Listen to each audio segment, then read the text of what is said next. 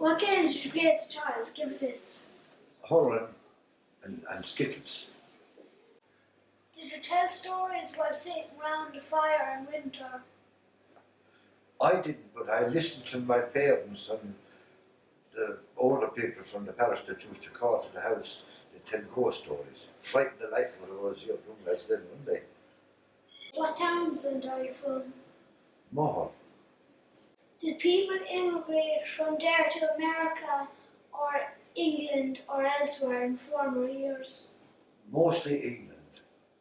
Some people did go to America, but England would have been the main place for immigration. Where was the local fair held? Cappawhite, the village of Cappawhite. Were they always held in the village? Yeah. Well, I think prior to my knowledge, they would have been held in the fair green. But when I was young, it was in the village on the street in Cappawhite. Did buyers ever transact businesses in the country at farmers' houses? Oh, they would have, yeah. Is this still done? No, very rarely today. It's mostly at maps that farmers can look for business now. When animals were sold, was lucky money given? Yeah, that was part of the deal. What was it called? A look penny. Not necessarily being a penny, it could have been shillings, but it was called a look penny. How was it calculated? Oh, it was negotiated. It wasn't calculated on any basis. It was a negotiated between the buyer and the seller. How were animals marked when sold? A thing called a roddle. Something like a marker nowadays. Or else the more yuppie buyers would have a scissors and they would dip hair on the hind quarter of the animal. If there's two farmers that were dealing to be mud on the hind quarter of the animal, they would dip a little bit of cow dung in the earnest and rub it onto the animal's hind quarter. Which were the great fairs of the year held locally? Oh, the 16th of November, 21st of December and the 19th of January would be the three biggest fairs. Were special fairs held for the sale of sheep, bonhams or horses? No, there was never sheep sold in Cappawhite. It would have been consists of cattle and bonhams. How many meals a day did people have in the olden times?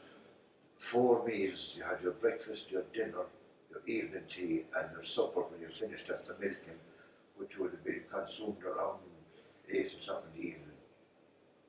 Of what did each meal consist? Oh, breakfast would be normally boiled egg. Dinner would be home-cured bacon, home-grown cabbage and home-produced potatoes. Your evening tea would consist of bread and butter.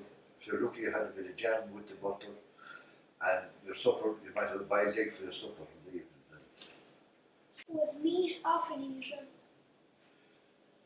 Or meat would be, you'd have meat for your dinner every day, and if there's any meat left over, the bacon left over, you may have it cold with your supper, if there was any left over from the dinner. Was fish eaten? Well, fish would have been eaten every Friday. That time you wouldn't allow meat on a Friday.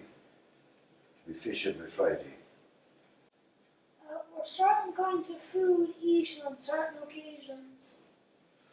Well, unless at Christmas and that you'd have a goose for your dinner at Christmas. Easter, you'd eat a lot of eggs Easter Sunday morning. Normally you'd eat 6 or 7 eggs for your breakfast Sunday morning and maybe 5 or 6 of them for your supper. There was no chocolate Easter eggs that time. It was the home eggs from the hens you'd have at home that you made a feast of on Easter Sunday. And do you remember any old sayings or proverbs? Old sayings, I do. There's one called, that sticks out in my mind, a thing called a gavall, which is, my father might say to me, bring over a gavall of hay, which is you put your 2 arms around a lot of hay and you brought it around that way. That was called a gavall. Or a brisna was, you broke up sticks and put them in a little bundle and tied a rope around it. That was the breast and the sticks.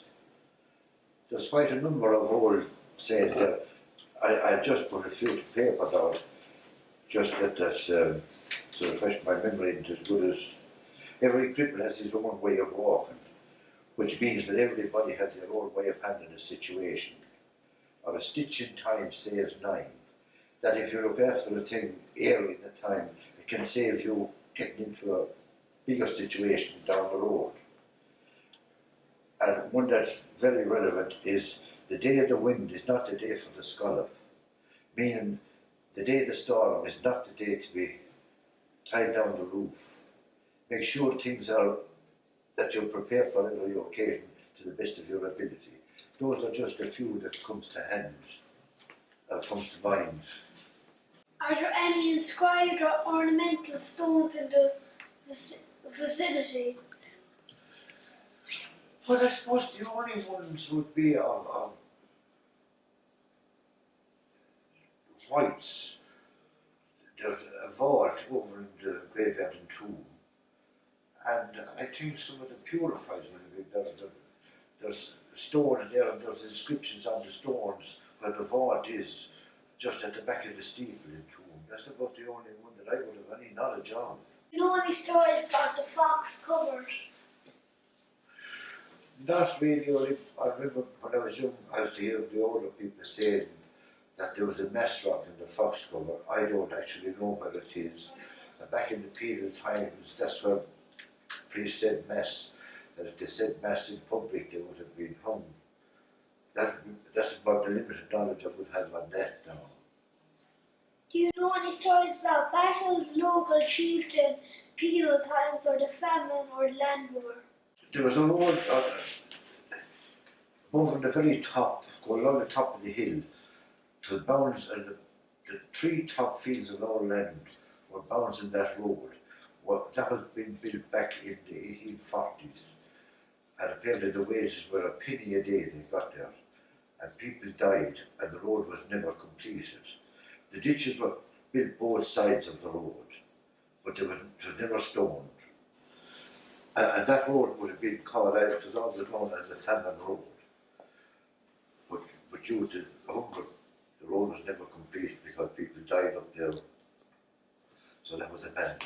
What changes have you seen in the area over the years? It's like as if I was born and now I'm living in a different world to what the area was like when I was 10, 12, 14. Everything has changed. Everything. So far as there's electricity in every house, there was no electricity out the country.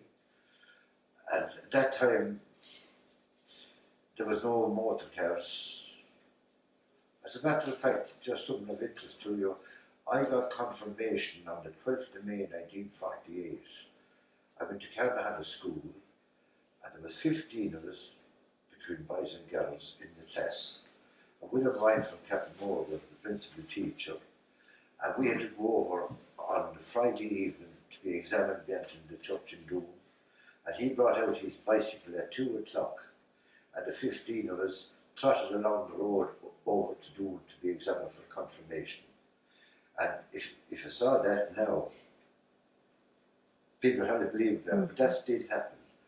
And when we all answered our questions, and when we came down from the church in Doon, there was a little shop over there. Annie Darcy and her brother Mikey used to have it there, a little grocery shop. They used to sell ice cream. Mr. Ryan gave me half a crown, and I went in and I got 15 two-penny ice creams, one for each one. And the day we got our confirmation, Danny Hickey, a friend of mine too, was at the school the same day. He gave Danny a half a crown, and Danny bought 15 ice creams for 15 two-penny ice cream for him. So that is something that you wouldn't see today. Even to our local village, I remember that there was 13 public houses there. Now there's only 3. I suppose you would have about 8 or 9 grocery shops at that time. Now there's actually only 1 grocery shop. So the changes are phenomenal that's in the area. People are living longer now because of more drugs and with X-rays and all that medical stuff. They're able to detect ailments at a much earlier stage and cure them before, such as cancer. If you got cancer go back 40 years ago, that was it. There was no hope. Now, thank God that they have progressed a lot of the cancer, if they get them in time, they're able to cure them. So there are just a few, there's so many, the changes are so many that it's hard to remember them. But just out there a few. Thanks, Grandad. You're very welcome, Lord. And I hope it has of some help to you or to somebody that would look at this video in 20, 30 years to come.